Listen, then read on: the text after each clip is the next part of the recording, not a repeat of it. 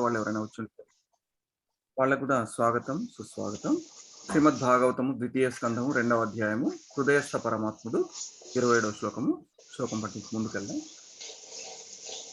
నయత్ర శోకో నజరా న మృత్యుః న ఆర్తిర్న చోద్వేగవృతే కుతశ్చిత్ యచ్చిత్తో అదః కృపయా నిదం విదాం దురంత దుఃఖ ప్రభవాను దర్శనాత్. హరే కృష్ణ. నాకు ఇలాంటి అర్హత లేకపోయినా గురుదేవులు ఇచ్చినటువంటి ఆదేశానుసారము వారు ఇచ్చినటువంటి సేవగా భావించి మేము ముందుకు వచ్చాను.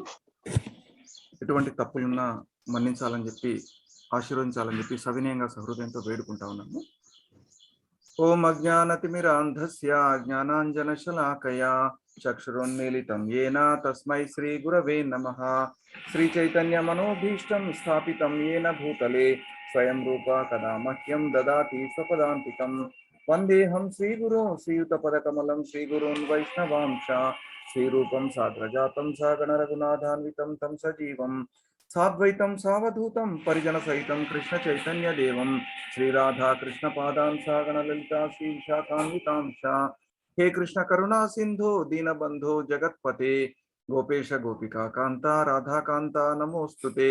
తప్త కాంచన గౌరాంగి రాధే బృందావనేశ్వరి వృషభానుసుతే దేవి ప్రణమామి హరిప్రియే. వాంఛాకల్పతరుభ్యశ్చ కృపా సింధుభ్య ఏవ చ పతితానాం పావనేభ్యో వైష్ణవేభ్యో నమో నమః. నమో విష్ణుపాదాయ కృష్ణ ప్రేష్టాయ భూతలే శ్రీమతి భక్తి వేదాంత స్వామినితి నామినే. నమస్తే సరస్వతీ దేవి గౌరవాణి ప్రచారిణే నిర్విశేష శూన్యవాది పాశ్చాత్యాదేశతారిణే. జయ శ్రీ కృష్ణ చైతన్య ప్రభు నిత్యానంద శ్రీ అద్వైత గదాధర శ్రీవాసాది గౌర భక్త బృంద. హరే కృష్ణ కృష్ణ కృష్ణ హరే హరే హరే రామ రామ రామ హరే హరే. जय श्री ग्रंथराज श्रीमद् भागवतम की जय. जय श्री राधा रमन लाल की जय. जगन्नाथ बलदेव सुभद्रा महारानी की जय. पंचतत्व की जय. कृष्ण बलराम की जय. गौरनिताय भगवान की जय. लड्डू गोपाल की जय. नरसिंहदेव भगवान की जय. जगत गुरु श्रील प्रभुपाद की जय. श्रील श्रीपाद महाराज की जय. श्रील गुरुदेव की जय. समवेत भक्त वृंद की जय. हरे कृष्ण. తాత్పర్యం భాష్యం శ్రీల ప్రభుపాదుల వారు రచించారు. ఆ సత్యలోకంన శోకము గాని ముసలితనం గాని మరణం గాని లేవు. ఏ విధమైన ఆర్తియు అచ్చట లేదు. కనుక భక్తి యోగ విధానము ఎరుగక భౌతిక జగమున తరింప శక్యము గాని క్లేశములకు గురి చేయబడి వారి ఎడ చైతన్య కారణమున కొన్ని మార్లు కరుణాభావం కలుగుట తప్ప అచ్చట ఉద్వేగములు లేనే లేవు. ఇక్కడ తాత్పర్యంలో శ్రీల ప్రభుపాదుల వారు వివరిస్తా ఉన్నారు. ఆ సత్యలోకంన అంటే భగవద్ధామంలో, పరంధామంలో, గోలోక వృందావనంలో అక్కడ శోకం గాని ముసలితనం గాని మరణం గాని లేవు. అంటే జన్మ మృత్యు జరా వ్యాధి దుఃఖ దోషానుదర్శనం, ఈ 4 క్లేశాలు లేనటువంటి ప్రదేశము. ఏ విధమైన ఆర్తియు అచ్చట్లేదు. అక్కడ ఎటువంటి తాపత్రయం కానీ ఎటువంటి పొందాలనేటువంటి కోరిక కానీ అటువంటి ఏదీ ఉండదు. అక్కడ అంతా కూడా సచ్చిదానందమయము. అంటే శాశ్వతమైనటువంటి జ్ఞానపూర్ణమైనటువంటి ఆనందమయమైనటువంటి లోకం అది. అక్కడ మనకు గురుదేవులు ఎన్నోసార్లు వివరించారు. మన భగవద్గీతలో కూడా ఏం చెప్పారంటే 15.6లో న తద్భాసయతే సూర్యో న శశాంకో న పావకః యద్గత్వా న నివర్తంతే తద్ధామ పరమం మమ. అక్కడ ఆ లోకం అనేది సూర్య చంద్రులతో గాని అగ్ని చేత గాని విద్యుత్తు చేత గాని ప్రకాశింపబడదు. అక్కడికి చేరిన వారు మళ్ళీ ఇక్కడ భూలోకానికి రావాల్సినటువంటి అవసరం ఉండదు. అక్కడ భగవద్ధామం చేరిన వారు మళ్ళీ రారు, ఇక్కడికి రారు అని చెప్పి మనకు భగవద్గీతలో చెప్పారు. అందుకనే అది శాశ్వతమైనటువంటి ధామము. ఆ శాశ్వతమైనటువంటి ధామం, అందుకే ఇక్కడ ఆ శాశ్వతమైనటువంటి ధామం గురించి వివరిస్తా ఉన్నారు. మనకు బ్రహ్మ సంహితలో కూడా బ్రహ్మ భగవాన్ని స్తుతిస్తా ఉంటాడు. 29వ శ్లోకంలో చింతామణి ప్రకర సద్మసు కల్ప వృక్ష లక్షా వృతేషు సురభీరభిపాలయంతం లక్ష్మీ సహస్ర శత సంభ్రమ సేవ్యమానం గోవిందమాది పురుషం తమహం భజామి. అంటే అక్కడ చింతామణి సమూహాల చేత నిర్మించబడినటువంటి భవనంలో యందు స్థితుడైనటు వాడు గోవిందుడు. లక్షలాది కల్పవృక్షములచే ఆ భవనములు పరివేష్టితములై ఉన్నవి. లక్షలాది కల్పవృక్షములు అంటే మనకు ఏది కోరుకుంటే అది ఇచ్చేటువంటి కల్పవృక్షాలు. కామధేనువులు ఆయనచే పాలింపబడుతున్నవి. కామధేనువులు నిరంతరం మనకు కామధేనువులు అవి ఏవి కావాలంటే అవి, అంటే ఇక్కడి గోవులు మహత్తరమైనటువంటి కామధేనువులు అక్కడ మనకు పాలు ఇస్తా ఉంటాయి. అట్లా ఆ కామధేనుల చేత పాలింపబడుతుంటాడు గోవిందుడు. గోవిందుడు కామధేనువులని పాలిస్తూ ఉంటాడు. మన్నించాలి, గోవిందుడు కామధేనువులని పాలిస్తూ ఉంటాడు. అటువంటి భగవద్ధామంలో లక్షల కొలది లక్ష్మీదేవతలు లక్షల కొలది, లేదా గోపికలు లక్ష్మీదేవులు అక్కడ అంతా ఒక్కటే. అత్యంత ప్రేమాదరములతో అతన్ని సేవించుతున్నారు. గోవిందుని భజిస్తూ ఉంటారు నిత్యము నిరంతరం కూడా.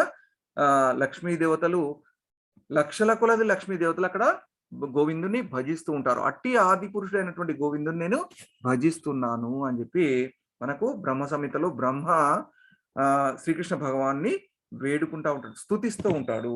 అట్లా అటువంటి ఆ యొక్క లోకము, అటువంటి శాశ్వతమైనటువంటి ధామము చేరాలనేటువంటి భక్తి యోగ విధానము ఎరుగక, భక్తి యోగ విధానం మనకు భగవద్గీతలో కూడా భక్తి యోగాన్ని గురించి అద్భుతంగా శ్లోకాల్లో వివరించడం జరిగింది. ఆ భక్తి యోగంలో మనకు ఏంటంటే, భక్తి యోగం చేరాలంటే, భక్తి యోగంలో ముందుకెళ్ళాలంటే భగవంతుడు ఎవరికి ప్రియమైన వాడు అని చెప్పి, భగవంతుడు ఎవరికి ప్రియమైన వాడు, తర్వాత భగవంతుడు ఎవరిని ప్రేమిస్తాడు అనే దానికి మనకు భగవద్గీతలో యోగినామపి సర్వేషాం మద్దతేనాంతరాత్మన శ్రద్ధావాన్ భజతే యో మాం సమే యుక్త తమో మతః. తాత్పర్యం శ్రీల ప్రభుపాదుల వారు రచించారు. అత్యంత శ్రద్ధతో నా భావనయందే సదా నిలిచి ఉండేడు వాడును. ఎవరైతే సదా ఎల్లప్పుడూ భగవంతుని యొక్క భావనలో నిలిచి ఉంటారో, భగవంతుణ్ణే తన యందు సదా స్మరిస్తూ ఉంటారో, భగవంతునికి దివ్యమైనటువంటి ప్రేమయుక్త సేవను చేసేవారు ఎవరైతే ఉంటారో, అగు యోగులందరికంటేను అత్యంత సన్నిహితముగా నాతో యోగమున కూడినట్టి వాడై ఉండును.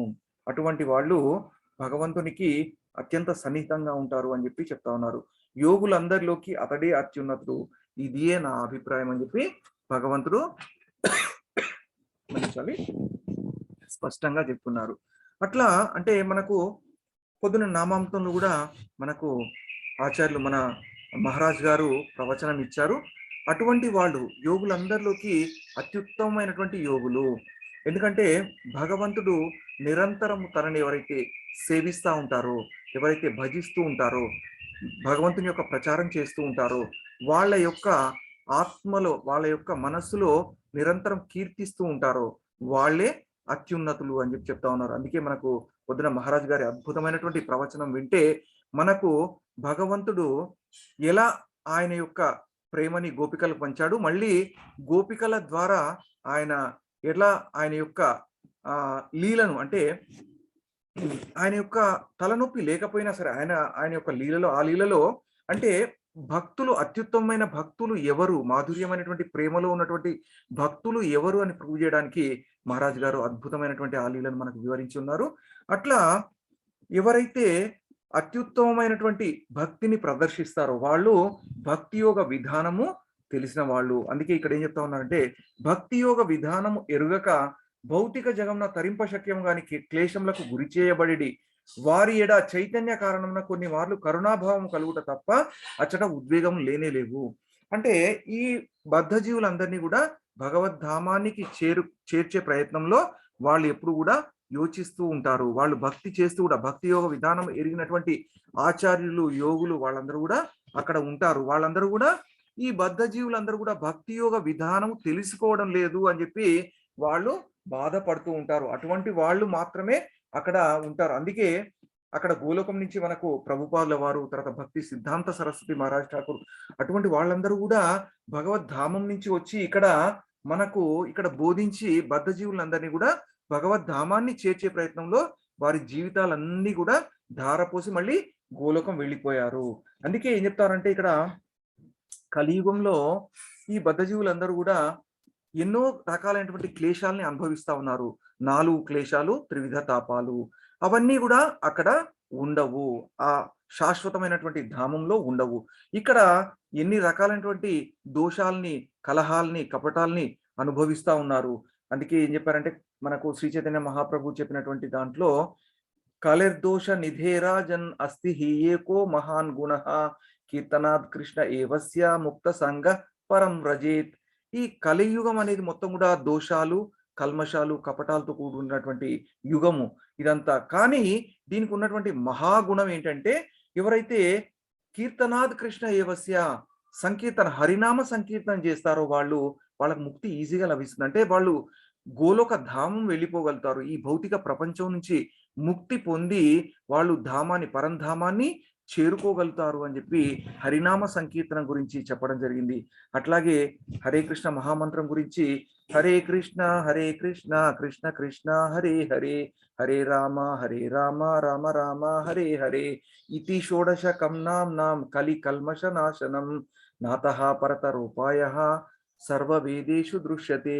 అంటే ఇటువంటి 16 పదాలు 32 అక్షరాలు కలిగినటువంటి మహిమాన్వితమైనటువంటి మంత్రాన్ని కలికల్మష నాశన మంత్రం అంటారు. కలికల్మష నాశనాన్ని అంటే కలహాలు, కపటాలు, దోషాలతో కూడినటువంటి ఈ కలియుగంలో మనకు భగవద్ధామాన్ని చేరుకునేటువంటి ఈ మంత్రాన్ని మనకు శ్రీ చైతన్య మహాప్రభు గోలోకేర ప్రేమధన హరినామ సంకీర్తన, గోలోకం నుంచి భూలోకంలోకి తీసుకొచ్చి బద్ధజీవులకు అందరికీ పంచిపెట్టారు. అటువంటి ఈ హరినామాన్ని తెలుసుకొనక, భక్తి యోగ విధానాన్ని తెలుసుకోకపోవడం వల్ల వాళ్ళు కరుణాభావాన్ని కురిపిస్తా ఉన్నారు. అక్కడ ఉన్నటువంటి యోగులు, మహర్షులు, అక్కడ ఉన్నటువంటి భక్తులందరూ కూడా, అక్కడ ఉన్నటువంటి మహాభక్తులందరూ కూడా కరుణాభావాన్ని కలగడం తప్ప వేరే చేసేటువంటి బద్ధజీవుల్ని భగవద్ధామానికి చేర్చేటువంటి ప్రయత్నంలో వాళ్ళు కరుణాభావంతో ఉన్నారు అని చెప్పి చెప్తా ఉన్నారు. భాష్యం శ్రీల ప్రభుపాదుల వారు రచించారు. భౌతిక స్వభావం కలిగిన మూర్ఖజనులు పరంపరానుగతమైన ప్రామాణిక జ్ఞానపు లాభమును ఏమాత్రం గ్రహించరు. ఇక్కడ పరంపర గురించి చాలా ప్రాముఖ్యంగా చెప్తా ఉన్నారు. పరంపరతో కూడినటువంటి ప్రామాణిక జ్ఞానము. ఎందుకంటే మనకు బ్రహ్మ మధ్వ గౌడీయ సంప్రదాయం మనది. బ్రహ్మ మధ్వ గౌడీయ సంప్రదాయంలో శ్రీకృష్ణ భగవాన్ నుంచి మనకు గురుదేవులు ఎన్నోసార్లు చెప్పారు, మనకు శ్రీకృష్ణ భగవాన్ నుంచి మధ్వాచార్యుల వారి నుంచి మనకు పరంపరానుగతంగా వచ్చినటువంటి ప్రామాణిక జ్ఞానం యొక్క గురు శిష్య పరంపరలో వచ్చినటువంటి ప్రామాణిక ఆధ్యాత్మిక ఆచార్యుల్ని మనము వాళ్ళని పాటించాలి. వాళ్ళ ఉపదేశాలని, వాళ్ళ యొక్క సలహాలు సూచనలను పాటించి వాళ్ళ యొక్క జ్ఞానాన్ని, వాళ్ళ ద్వారా జ్ఞానాన్ని తీసుకుంటే మాత్రమే మనకు భగవద్ధామాన్ని చేరుకునేటువంటి అవకాశం ఉంటుంది అని చెప్పారు. ఎందుకంటే అటువంటి భౌతిక స్వభావం కలిగినటువంటి వాళ్ళు ఆ పరంపరలో వచ్చినటువంటి జ్ఞానాన్ని స్వీకరించడం లేరు అని చెప్పి, వాళ్ళు గ్రహించడం లేరు అని చెప్తా ఉన్నారు. వేద జ్ఞానం ప్రామాణికమైనది. అది ప్రయోగం ద్వారా కాక ప్రామాణికులు వివరించిన వేద వాంగ్మయం నందలి ప్రామాణిక వచనముల ద్వారా పొందబడును. ఈ యొక్క వేద జ్ఞానం అనేది ప్రామాణిక ఆధ్యాత్మిక ఆచార్యుల యొక్క పరంపర ద్వారా మాత్రమే గ్రహింపబడుతుంది అని చెప్తా ఉన్నారు. అందుకే మనకు ఎందుకంటే వేదాలు వ్యాస భగవానుడు మనకి ఇచ్చినటువంటి వేదాలన్నీ కూడా అవన్నీ కూడా పరంపరానుగతంగా వచ్చినటువంటివి. అటువంటి పరంపరలోనే మనము గ్రహించాలి అని చెప్తా ఉన్నారు. ఎందుకంటే ఈ వేదాలకు కూడా ఎన్నో రకాలైనటువంటి భాష్యాలు, ఎన్నో రకాలైనటువంటి ప్రవచనాలు ఇస్తూ ఉంటారు. కానీ ఎవరైతే ప్రామాణికులైనటువంటి వాళ్ళు ఉంటారో, అంటే పరంపరలో వచ్చినటువంటి ప్రామాణికుల ద్వారా మాత్రమే ఈ వేద జ్ఞానాన్ని మనము గ్రహించాలి అని చెప్పి చెప్తా ఉన్నారు. అందుకే మనకు భగవద్గీత 4.2లో ఏం చెప్పారంటే, కానీ కేవలం విద్యావంతుడు అవుట ద్వారా ఎవరును వేద వచనములను అవగతం చేసుకొనజాలరు. వేద వచనాలని ఎవరు కూడా ఆ వేదాల నుంచి వచ్చినటువంటి జ్ఞానాన్ని స్వీకరింపజాలరు. ఎవరైతే ప్రామాణిక ఆధ్యాత్మిక ఆచారాల నుంచి గ్రహిస్తారో వాళ్ళే ఈ జ్ఞానాన్ని గ్రహించగలరు. కానీ ప్రామాణికుల ద్వారా కాకుండా వేరే వాళ్ళ ద్వారా గ్రహిస్తే అవి ప్రామాణికము కాబోవు అని చెప్తా ఉన్నారు. అందుకే భగవద్గీతలో 4.2 ఎందు ఏం చెప్తారంటే, ఏవం పరంపర అప్రాప్తం ఇమం రాజర్షయో విదుహు సకాలీనేహ మహత యోగో నష్ట పరంతప. అంటే ఇదంతా కూడా వేద విజ్ఞానం అనేది మనకు భగవద్గీత జ్ఞానము, భాగవతం జ్ఞానం అంతా కూడా మనకు పరంపరానుగతంగా లభించింది. ఆ పరంపరానుగతంగా లభించినటువంటి జ్ఞానము మధ్యలో నష్టపరచబడింది. అంటే శ్రీకృష్ణ భగవాన్ నుంచి, తర్వాత మనకు నారద మహాముని నుంచి, తర్వాత మధ్వాచార్యుల నుంచి, అట్లాగే ఈశ్వర ప్రభు, తర్వాత అట్లాగే శ్రీ చైతన్య మహాప్రభు, క్రమక్రమంగా శ్రీల ప్రభుపాదుల వారి తర్వాత మనకు శ్రీపాద్ మహారాజ్ గారు, తర్వాత మన గురుదేవులు అలా అందిస్తూ ఉన్నారు. అందుకే ఈ పరంపరలో ఉన్నటువంటి వాళ్ళ ద్వారా మాత్రమే మనము ఈ వేద విజ్ఞానాన్ని గ్రహించాలని చెప్పబడింది. వేద విజ్ఞానంను గ్రహించిన నిజ ప్రామాణికుని అతడు దరి చేరవలెను. అంటే మనకు కృష్ణ కృప ద్వారా మనకు ఆధ్యాత్మిక ఆచార్యులు లభిస్తూ ఉంటారని చెప్తారు. ఆధ్యాత్మిక ఆచార్య యొక్క కృప వల్ల మనము శ్రీకృష్ణ భగవాన్ యొక్క పాద పద్మాల్ని చేరుకోగలుగుతాము అని చెప్పి శాస్త్రాలు ఉద్బోధిస్తా ఉన్నాయి. అందుకే మనము ఈ నిజ ప్రామాణికుని అంటే గురు శిష్య పరంపరలో వచ్చినటువంటి ప్రామాణికుని మాత్రమే దరి చేరాలి అని చెప్తా ఉన్నారు. భగవద్గీత యందు వివరింపబడినటువంటి జ్ఞానము సూర్యదేవునకు వివరింపబడినదియు, ఆ జ్ఞానము పిదప గురు శిష్య పరంపరలో సూర్యుడి నుండి మనువుకు, సూర్యుడి నుంచి మనువుకు ఉపదేశింపబడింది, మనువు నుంచి ఇక్ష్వాకు మహారాజునకు ఉపదేశింపబడింది. శ్రీరామచంద్రుని యొక్క పితరుడైనటువంటి ఇక్ష్వాకు మహారాజు. ఆ విధంగా అది అంటే ఆ వంశంలో వచ్చినటువంటి ఇక్ష్వాకు వంశంలోనే శ్రీరామచంద్ర మహాప్రభుల వారు జన్మించి ఉన్నారు. దశరథ మహారాజు ఆయన యొక్క తండ్రి అయినప్పటికీ ఇక్ష్వాకు వంశంలో జన్మించారు. ఆ విధంగా అది ఒకరి నుండి ఒకరికి మహర్షులకు వివరింపబడినదనియు శ్రీకృష్ణ భగవానుడు ధృవపరిచి ఉన్నాడు. శ్రీకృష్ణ భగవానుడు మనకు భగవద్గీతలో చెప్పున్నారు అది ఎలా వచ్చింది అని చెప్పి. అంటే ఈ రకంగా సూర్య భగవాన్ నుండి మనువుకు, అంటే సూర్య భగవానుకేమో శ్రీకృష్ణ భగవానుడు ఉపదేశించారు. అట్లా సూర్యుని నుండి మనువుకు, మనువు నుండి ఇక్ష్వాకునికి, ఇక్ష్వాకుని నుంచి పరంపరలో వచ్చింది. కానీ మధ్యలో అది ఆ యోగము అనేది, భక్తి యోగం అనేది, ఆ భగవద్గీత అనేది నష్టపరపబడిన అందరి వల్ల ఏమైందంటే మళ్ళీ శ్రీకృష్ణ భగవానుడు డైరెక్ట్ గా అర్జునునికి మహాభారత యుద్ధం ముందు అర్జునునికి పరమ భక్తుడైనటువంటి పరమ భక్తుడైనటువంటి అర్జునునికి ఉపదేశింపబడింది. అట్లా మళ్ళీ ఆ నష్టం అనేది పునరుద్ధరింపబడింది. అట్లా అది శ్రీకృష్ణ భగవానుడు ధృవపరిచి ఉన్నాడు. కానీ ఈ కాలక్రమమున ప్రామాణిక పరంపర విచ్ఛిన్నమైనందున జ్ఞాన స్వభావమును పునఃస్థాపింపగోరి శ్రీకృష్ణుడు అదే జ్ఞానమును తిరిగి అర్జునునకు వివరించెను. విశుద్ధ భక్తుడైన కారణంన అర్జునుడు దాని అవగాహనకు సరి అయిన పాత్రుడై ఉండెను. ఎందుకంటే అర్జునుడు పరమ భక్తుడు, శ్రీకృష్ణ భగవానికి పరమమిత్రుడు, సఖ్యరసంలో ఉన్నటువంటి వాడు కాబట్టి ఆయన సరి అయిన పాత్రుడై ఉండను. సరిగ్గా 100% స్వీకరించాడు. వర్డ్ టు వర్డ్ అంటే టోటల్ గా స్వీకరించి ఉన్నాడు. అర్జునుడు భగవద్గీతను అవగతం చేసుకున్న విధానం సైతము భగవద్గీత 10.12-13 ఎందే వివరింపబడినది. దాంట్లో అర్జునుడు ఒక శ్లోకంలో వివరిస్తా ఉంటాడు. ఏమంటాడంటే, అర్జున ఉవాచ పరం బ్రహ్మ పరంధామ పవిత్రం పరమం భవాన్ పురుషం శాశ్వతం దివ్యం ఆదిదేవమజం విభుం అహుస్వాం మృషయ సర్వే దేవర్షిర్నారదస్తదా అసితో దేవలో వ్యాసః స్వయం చైవ బ్రవీషిమే. ఏమంటాడంటే, స్వామి పరంబ్రహ్మము నీవే, పరంధామము నీవే, పవిత్రుడవు నీవే, పరమం అంటే పరమ పవిత్రుడవు నీవే, పురుషుడవు, శాశ్వతవు, పుట్టుకలేని వాడవు, అజుడవు, ఆదిదేవుడవు అన్ని నీవే అని చెప్పి నేను గ్రహించాను. ఈ విషయాన్నే దేవ ఋషులైనటువంటి అసితుడు, దేవలుడు, నారదుడు వీళ్ళందరూ కూడా దీన్నే కన్ఫర్మ్ చేశారు, దీన్నే నిశ్చితం చేశారు. అది మీరిప్పుడు నాకు స్వయంగా బోధిస్తా ఉన్నారు అని చెప్పి 10.12-13లో మనకు భగవంతుడు శ్రీకృష్ణ భగవానుడు భగవద్గీతలో చెప్పడం జరిగింది. అట్లా భగవద్గీత భావమును అవగతం చేసుకుంటలో అర్జున్ని అనుసరింపజాలని మూర్ఖజనులు పెక్కురు కలరు. అర్జున్ని మనం ఏంటంటే, అందుకే మన గురుదేవులు ఎన్నోసార్లు చెప్తా ఉంటారు, మనకు శ్రీకృష్ణ భగవానుడు అర్జున్ చెప్తా ఉన్నారు, అట్లాగే మనకు కూడా చెప్తా ఉన్నారు. అంటే స్వయంగా మనము శ్రీకృష్ణ భగవాన్ నుంచి స్వీకరిస్తా ఉన్నాము. శ్రీకృష్ణ భగవాన్ యొక్క ప్రతినిధి అయినటువంటి ఆధ్యాత్మిక ఆచార్య నుంచి గ్రహిస్తూ ఉన్నాము. అంటే మనము అర్జున్ యొక్క ఆ యొక్క కాన్షియస్నెస్ లో, ఆ యొక్క చైతన్యంలో ఉండి మనము శ్రద్ధతో వినాలి అని చెప్పి మనకు గురుదేవులు ఎన్నోసార్లు చెప్తా ఉన్నారు. ఎందుకంటే శ్రీకృష్ణ భగవాన్ యొక్క ప్రతిరూపమైనటువంటి ప్రామాణిక ఆధ్యాత్మిక ఆచార్యులు వివరిస్తూ ఉన్నారు. మనము అర్జున్ యొక్క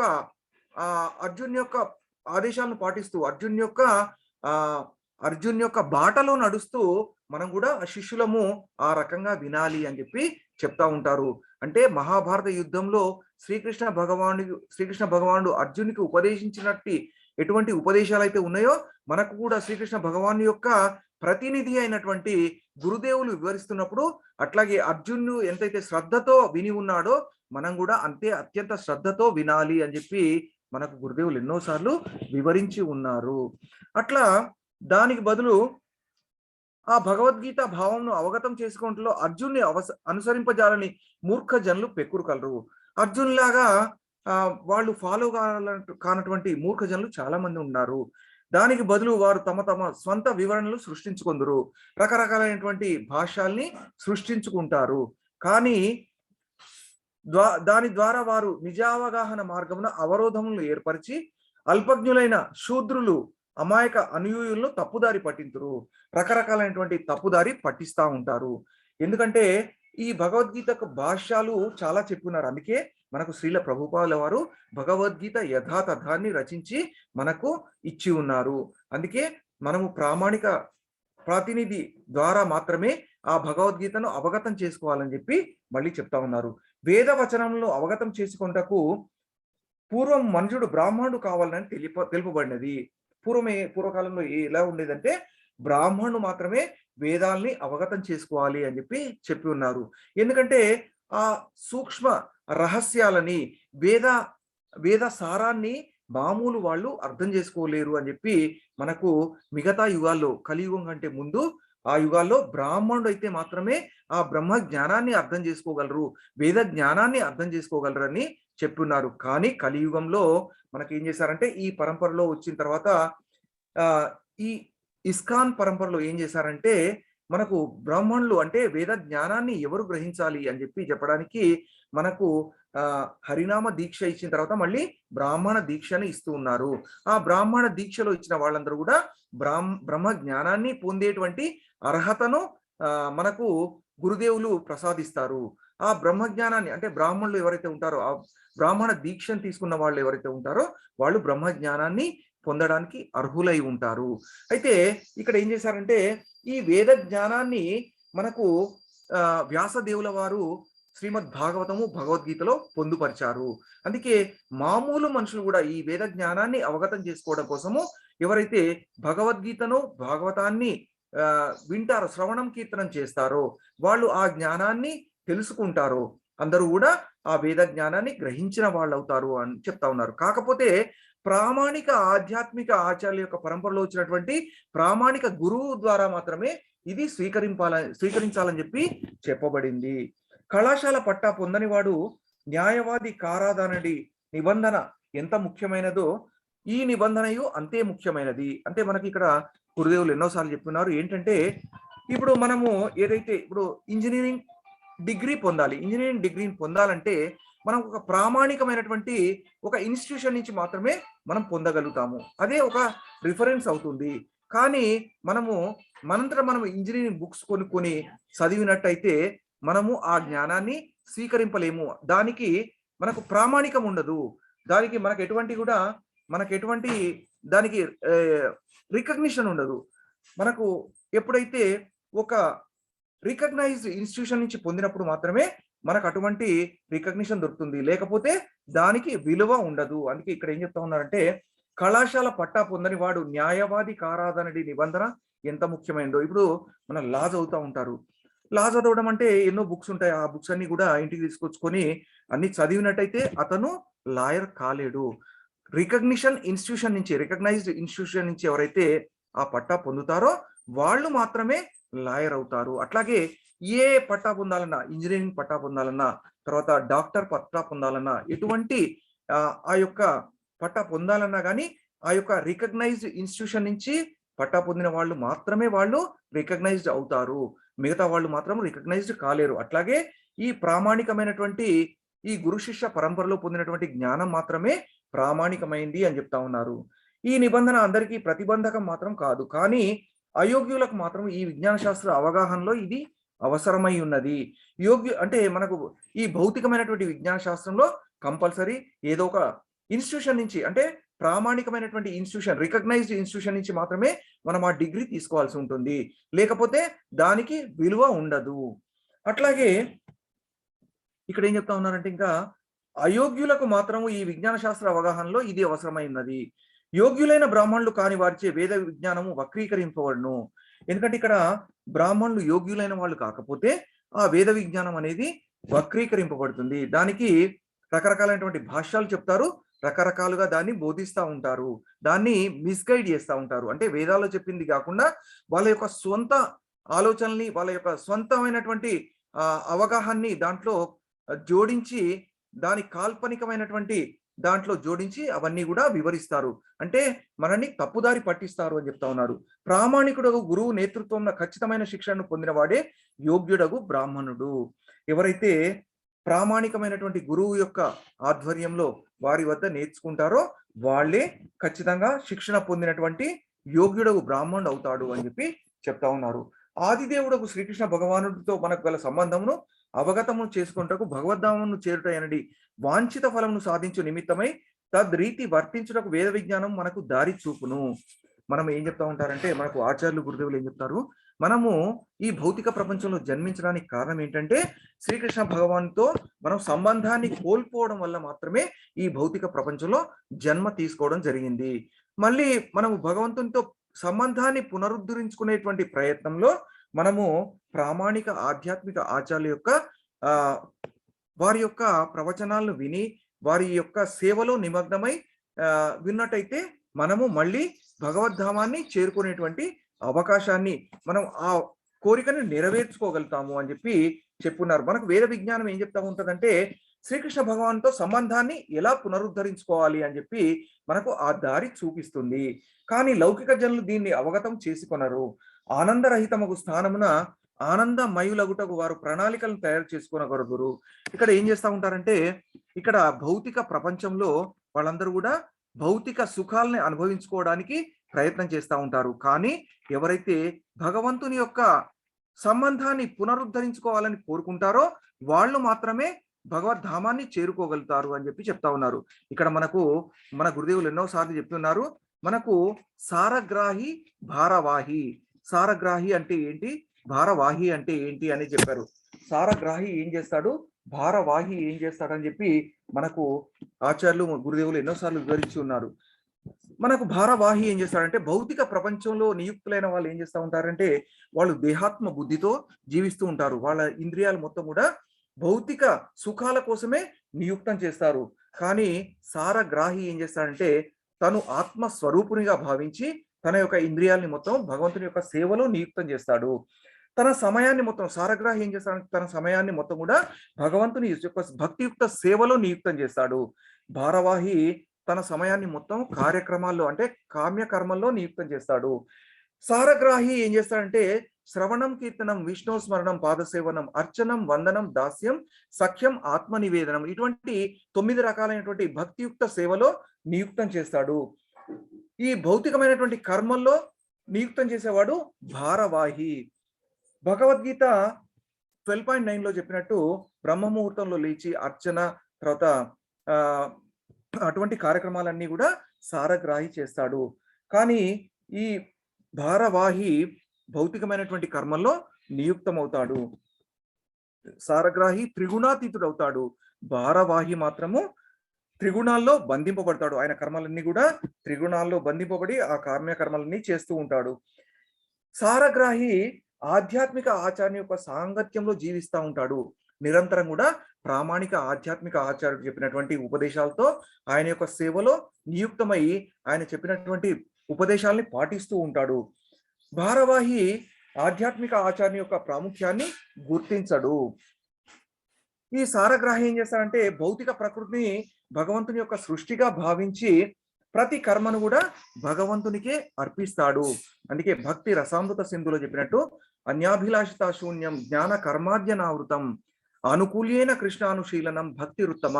ప్రతి ఒక్క కర్మ కూడా భగవంతుని యొక్క అనుకూలమైనటువంటిదిగానే చేస్తూ జీవిస్తాడు సారగ్రాహి. భారవాహి మాత్రం ఆయన యొక్క భౌతిక ప్రకృతిపై ఆధిపత్యాన్ని వహించి అవన్నీ కూడా భౌతికమైనటువంటి ఆ యొక్క కోరికలని తీర్చుకోవాలన్నటువంటి ప్రయత్నం చేస్తూ ఉంటాడు. అందుకే అటువంటి భారవాహిగా కాకుండా సారగ్రాహిగా మనము ఆధ్యాత్మిక మార్గంలో ముందుకెళ్ళాలని చెప్పి మనకు గురుదేవులు ఎన్నోసార్లు చెప్పి ఉన్నారు. కనుకనే బుద్ధిమంతుడకు మనుషుడు భగవద్ధామం చేరుటకే ప్రణాళికను తయారు చేయను. అటివాడు జన్మము, మృత్యువు, వ్యాధి, ముసలితనం వంటి భౌతిక అస్తిత్వ బాధలను తరించిపోవును. అందుకే ఏం చేస్తాడంటే ఈ జన్మ, మృత్యు, జరా, వ్యాధి, దుఃఖ, దోషాను దర్శనం ఇటువంటి వాటి నుంచి అటువంటి వాటి నుంచి ముక్తిని పొంది భగవద్ధామాన్ని చేరుకోవడానికే ప్రణాళికను తయారు చేస్తూ ఉంటాడు. భౌతిక అస్తిత్వపు వేదనలు లేని కారణంన అతడు వాస్తవంగా సుఖి అయి ఉన్నాడు. ఈ భౌతికమైనటువంటి సుఖాలు, భౌతికమైనటువంటి ఈ ఇంద్రియ భోగాలు, ఇటువంటి వాటి గురించి ఎటువంటి కోరికలు లేనటువంటి కారణంగా ఆయన ఏం చేస్తాడంటే ఎటువంటి వేదనలు కూడా ఉండవు. ఎందుకంటే ఆయనకు కామ వాంఛితుడు కాడు. కామ, క్రోధ, లోభ, మోహ అవన్నీ కూడా వాటన్నిటిని కూడా విముక్తుడైతాడు. అందుకే ఆయన భగవద్ధామాన్ని చేరుకునేటువంటి ప్రయత్నాన్ని చేస్తూ ఉంటాడు. కానీ దయాపూర్ణుడకు సానుభూతి పరునిగా అతడు పీడిత లౌకిక జనుల ఏడ వేదనను అనుభవించును.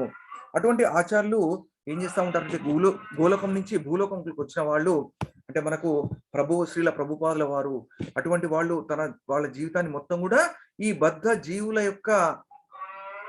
జీవుల్ని భగవద్ధామానికి చేర్చేటువంటి ప్రయత్నంలో నిరంతరం కూడా నియక్తులై వాళ్ళ ప్రవచనాల్ని ఇస్తూ ఉంటారు. వాళ్ళందరూ కూడా గోలోకం నుంచి వచ్చిన వాళ్ళే కాబట్టి వాళ్ళు ఎప్పుడు కూడా బద్ధ జీవుల గురించి ఎప్పుడు కూడా బాధపడుతూ ఉంటారు. వాళ్ళు వేదనని అనుభవిస్తూ ఉంటారు. అంటే ఈ బద్ధ జీవుల్ని భగవద్ధామానికి ఎలా చేర్చాలన్నటువంటి ప్రయత్నంలో వాళ్ళు వేదనని అనుభవిస్తూ ఉంటారని చెప్తా ఉన్నారు. కనుకనే అతడు భగవద్ధామాన్ని చేరవలసినటువంటి అవసరమును లౌకిక జనులకు బోధించుటకై వారి మధ్యకు కొన్ని మార్లు చేర్చును. ఇక్కడ ఏం చెప్తా ఉన్నారంటే గోలోకం నుంచి భూలోకంకు వాళ్ళు ఎందుకు వస్తూ ఉంటారంటే ఈ భౌతిక ప్రపంచంలో బద్ధ జీవులు అనుభవిస్తున్నటువంటి బాధల నుంచి వాళ్ళని విముక్తుల్ని చేసి భగవద్ధామానికి చేర్చేటువంటి ప్రయత్నంలో వాళ్ళు వేదనని అనుభవిస్తూ ఉంటారు. వీళ్ళు ఈ భౌతిక ప్రపంచంలో సుఖాలని ఇంద్రియ తృప్తి కోసము వాళ్ళ ఇంద్రియాలన్నింటినీ నియుక్తం చేసి వాళ్ళు తాత్కాలికమైనటువంటి ఈ సుఖాల కోసము ప్రాపంచిక సుఖంలో వాళ్ళు నియుక్తులు అవుతున్నారని చెప్పి వాళ్ళు వేదనను అనుభవిస్తూ భగవద్ధామానికి చేరుకునేటువంటి ప్రయత్నంలో వీళ్ళని కూడా చేర్చాలనేటువంటి తాపత్రయంతో వాళ్ళు గోలోకం నుంచి భూలోకంకు వచ్చి వాళ్ళు వేదనను అనుభవిస్తూ వాళ్ళ యొక్క ప్రవచనాల్ని ఇస్తూ వాళ్ళు ఈ బద్ధ జీవుల్ని నిరంతరం కూడా ఆధ్యాత్మిక మార్గంలో ముందుకు తీసుకెళ్తా ఉంటారు అని చెప్పి చెప్తా ఉన్నారు. భగవద్ధామమునకు మరలవలసిన ఈ సత్యమునే ప్రామాణిక ఆచార్యులందరూ కూడా ఉపదేశిస్తూ ఉంటారు అని చెప్తా ఉంటారు. అంటే సత్యాన్ని ఉపదేశిస్తూ ఉంటారు. సత్యము అంటే ఇక్కడ మనకు 4.34లో చెప్పినట్టు తద్విద్ధి ప్రణిపాతేన పరిప్రశ్నేన సేవయ ఉపదేక్షంతి తే జ్ఞానం జ్ఞాని నస్తత్వ దర్శన. అందుకే ఏం చెప్తా ఉంటారంటే ఆధ్యాత్మిక ఆచార్యని సమీపించి సత్యము ఎరువుటకు ప్రయత్నింపుము అని చెప్తా ఉన్నారు. ఇక్కడ కూడా అదే చెప్తా ఉన్నారు. ఆ సత్యాన్ని ప్రామాణిక ఆధ్యాత్మిక ఆచార్యులు ఉపదేశిస్తూ ఉంటారు. ఆ సత్యాన్ని తెలుసుకోవడానికి ప్రయత్నించమని చెప్తా ఉన్నారు. ప్రామాణిక ఆధ్యాత్మిక ఆచార్యులకి సేవ చేసి వారిని ప్రశ్నలు అడిగి వారి వద్ద నుండి జ్ఞానాన్ని గ్రహించమని చెప్తా ఉన్నారు. వాళ్ళు ఎందుకంటే ఆత్మదర్శులు, తత్వాన్ని ఎరిగిన వాళ్ళు కాబట్టి వాళ్ళు మనకి జ్ఞానాన్ని ఉపదేశిస్తారు అని చెప్పి చెప్తా ఉన్నారు. ఇక్కడ ఇంకా ఏం చెప్తా ఉన్నా అంటే ప్రామాణిక ఆధ్యాత్మిక ఆచార్యుల యొక్క ఉపదేశాలని మనము గ్రహించాలి అని చెప్తా ఉన్నారు. అందుకే ఈ మనకు వారి యొక్క ఉపదేశాలన్నీ కూడా శ్రీమద్ భగవద్గీత, భాగవతంలో పొందుపరపబడినవి. వాటిని గ్రహించినట్టయితే మనము ముందుకు ఆధ్యాత్మిక మార్గంలో ముందుకు వెళ్ళగలుగుతాము అని చెప్తా ఉన్నారు. అందుకే మనకు ఏం చెప్పారంటే మల నిర్మోచనం పుంసాం జల స్నానం దినే దినే సకృద్గీతామృత స్నానం సంసార మలనాశనం. అంటే ఇక్కడ మనము ఈ ప్రతిదినం కూడా మల నిర్మోచనం పుంసాం, మన యొక్క భౌతికమైనటువంటి కల్మషాల్ని పోగొట్టుకోవడానికి ప్రతిరోజు కూడా స్నానం చేస్తూ ఉంటాము, జల స్నానం చేస్తూ ఉంటాము.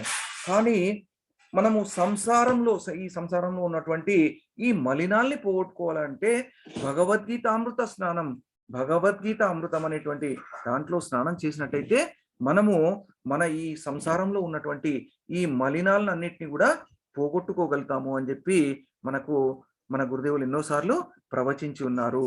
అందుకే ఏకం శాస్త్రం దేవకీ పుత్ర గీతం, ఏకో దేవో దేవకీ పుత్ర ఏవ, ఏకో మంత్రస్తస్య నామాని అని, కర్మాప్యేకం తస్య దేవస్య సేవ. ఆ 4 పాటించినట్టయితే మనము ఆధ్యాత్మిక మార్గంలో ముందుకెళ్ళి మనం తప్పకుండా భగవద్ధామం చేరుకునేటువంటి ప్రయత్నంలో మన యొక్క లక్ష్యాన్ని సాధించగలుగుతాము అని చెప్పి మన గురుదేవులు ఎన్నోసార్లు చెప్పి ఉన్నారు. జయ శ్రీ శ్రీ గ్రంథరాజ్ శ్రీమద్ భాగవతం కి జయ. నాకు ఎలాంటి అర్హత లేకపోయినా గురుదేవులు ఇచ్చినటువంటి ఆదేశానుసారము వారు ఇచ్చినటువంటి సేవగా భావించి మీ ముందుకు వచ్చాను. దాంట్లో ఏమైనా తప్పులు ఉంటే నన్ను మన్నించాలని చెప్పి, ఏమైనా గ్రహించవలసినటువంటి అంశాలు ఏమైనా ఉంటే అది గురుదేవుల కృపగా భావించాలని చెప్పి సవినయంగా సహృదయంతో వేడుకుంటా ఉన్నాను. జయ శ్రీ శ్రీ గ్రంథరాజ్ శ్రీమద్ భాగవతం కి జయ. జయ శ్రీ శ్రీ రాధారమన్ లాల్ కి జయ. జగన్నాథ్